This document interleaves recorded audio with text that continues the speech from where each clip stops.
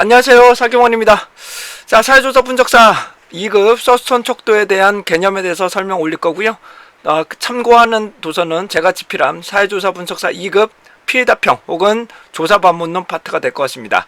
자, 무료 카페 같은 경우는 해당되는 카페에서 살펴보시면 되실 것 같고요. 구체적인 설명 시작합니다. 자, 서스톤 척도라는 것은 서스톤이라는 학자가 개발한 척도로서 유사 등간 척도 혹은 등현 간격 척도라고 합니다. 요걸 보시게 되면 유사 등간, 등현 간격이란 말 자체처럼 간격이 같은 것으로 본다.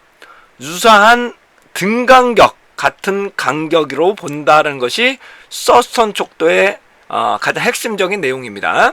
자, 이 서스톤 척도라는 것은 핵심만 말씀을 좀 드리면 장기적으로 설명드리기가 어려운 부분이기 때문에 가장 우호적인 거와 가장 비우호적인 태도를 등간격으로 구분해서 하게 되는데 여기서는 11개의 범주로 놓는다. 가장 우호적인 것부터 가장 비우호적인 것까지 11개인데 그 간격이 동일한 것으로 본다. 다시 한번 말하고 동일한 간격으로 본다라고 하는 것이 서스톤 척도입니다. 근데 서스톤 척도는 연구자가 바로 선택하는 것이 아니라 연구하고자 하는 태도에 관련한 내용을 의견을 대략 100개에서 300개, 200개 정도는 수집을 합니다. 그걸 가지고 다수의 평가자들에게 배포하고 그를 그 선호도 정도를 측정하게 됩니다. 그래서 그 선호도를 배분 정도를 봐서 11개 정도로 이제 구분하게 되고 그 호의 정도나 간격 정도를 적절한 수치를 부여하게 됩니다. 근데 척도상에 가장 대표할 수 있는 문장은 몇 개로 선정해서 진행을 하는 것으로서 평가자들 간의 이견이 큰 의견이 큰 문항은 제외한다. 이견이 분분한 부분이겠죠. 그래서 선정된 항목에 대해서 각 중위수를 구하고 그를 척도소의 순서대로 배열한다라고 되어 있는데요. 우선적으로 간단하게 좀 말씀을 좀 드려보겠습니다. 그러니까 대중매체에 대해서는 어떻게 생각하느냐, 그걸 설문지를 만든다고 가정하겠습니다. 그러면 어떻게 한다? 한 200개를 만드는 거예요. 200개에서 300개를 여러 가지 문항을 만들어서 그걸 평가자들에게 배포하니까 선실성 있는 거예요. 현재 상황에 평가자들의 의견을 반영한다는 거기 때문에 현실성이 상당히 높다는 것이겠죠. 그래서 해당하는 부분에서 여러 200개에서 응답자들이 체크를 하겠죠. 그거에서 빈도를 비교를 합니다. 빈도를 보고 가장 빈도수가 많은 것들이나 여러 가지 고려를 해서 11개로 구성을 합니다. 11개. 가장 부정적인 것부터 가장 긍정적인 것, 유호적인 것부터 비우호적인 11개 간격으로 만들게 됩니다. 그래서 이 간격은 동일한 것으로 본다. 이 간격은 동일한 것으로 본다는 것이 서스톤 척도가 될 것입니다. 그래서 다시 한번 말씀드리면 해당되는 평가자를 대상으로 조사를 하기 때문에 현재 상황을 반영할 수 있다는 거죠. 예전 평가자가 아니라 현재 상황을 조사 대상자, 평가자들에게 배포를 해서 그 선호도를 측정하기 때문에 현실성을 반영한다. 두 번째, 11개 범위이기 때문에 어떻게 된다? 얘를 등현, 동일한 간격으로 간주할 수 있다.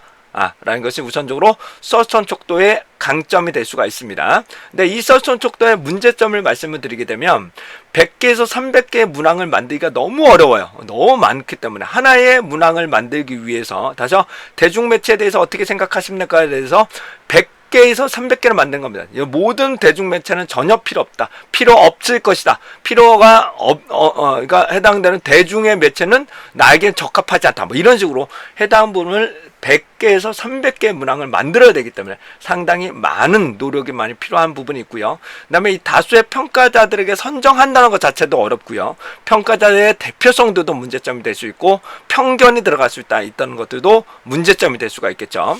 그 다음에 11개의 등간격으로 구성한다라고 구성되어 있지만 실제로 등간격일까? 라는 의구심으로 이거를 내포할 수밖에 없는 것이겠습니다. 그래서 장점과 단점에 대해서 말씀을 좀 드려봤는데요. 장점은 다시 한번요.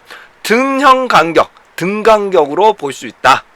두 번째, 평가자들의 최신의 의견을 반영하기 때문에 최신성을 반영할 수 있다. 라는 것이 우선 강점이 될 것이고요. 단점으로 보게 되면 많은 측정 도구를, 측정 문항을 구성하기가 쉽지 않다. 그 다음에 평가자 선정하기가 매우 어렵다라는 부분이 있고요. 평가자들의 편견이 투입될 수도 있다. 부분이 될 수가 있겠죠. 그리고 정말로 11개 간격이 등간격일까? 라는 것에 대해서도 의구심을 떨쳐보기가 좀 쉽진 않겠다. 의구심이 있다라고 보시면 되실 것 같습니다. 이 계산하는 방법은 얘를 선택하냐 아니냐입니다. 얘는 순서에는 상관없어요. 얘는 순서는 상관없고요. 해당되는 요거의 가중치는 분석자들이 이미 가지고 있는 거고, 이거의 순서에는 상관이 없습니다. 순서는 막 배치를 하셔도 될 것 같고요. 해당 부분을 선택과 yes, no로만 구성합니다. yes와 no로만 구성을 하게 됩니다. 그래서 해당하는 얘를 체크를 했다면 응답자는 가중치가 3인지 척도가 3인지 4인지 알 수가 없어요. 알 수는 없습니다. 해당한 부분을 얘 배치가 이 배추가 막 뒤섞이는 겁니다. 그래서 이 대중 배치에 대해서 귀하의 생각은 어떻습니까? 선택해 주세요. 그리고 얘를 배치를 막 섞어버리고 이대로 진행을 하셔도 되고 막 섞어버려도 됩니다. 그래서 yes, no를 선택하게 되는 거죠. yes를 요거를 선택했다고 가정을 하게 되면 해당 부분이 분석자가 얘가 가중치가 5라는 것을 알고 있는 거고 얘는 7이라는 것을 알고 있는 것이겠죠. 응답자들은 몰라요. 그래서 해당하는 부분은 3점, 5점, 6점, 7점이 된다면 얘를 평균값으로 5.25가 되는 거죠. 5.25가 되는 것이고요. 11점이기 때문에 해당 11개 간격이기 때문에 해당 중값은 6이 됩니다. 그래서 6 중간에 위치한 것이 6이 되죠. 중간. 그래서 해당되는 거 5개 중간값이니까 6이 됩니다. 6보다 작으니까 이 응답자는 뭐다? 해당 부분이 평균보다 낮게 평가한다. 다소 부정적인 태도라고 해석한다. 이렇게 이해를 하시면 되시겠습니다. 자, 이상으로 서스턴 척도의 개념에 대해서 전반적으로 설명을 드렸고요. 장점과 단점에 대해서 간략하게만 빠르게 설명을 드려봤습니다. 원래는 더 길게 설명을 해야 되는데 여러분들에게 짧게 설명드리기 위해서 이 정도로 말씀 좀 드려봤습니다. 자, 이상 사경환이었고요. 여러분들의 합격을 응원해 드리도록 하겠습니다. 여러분들 합격하시기 바랍니다.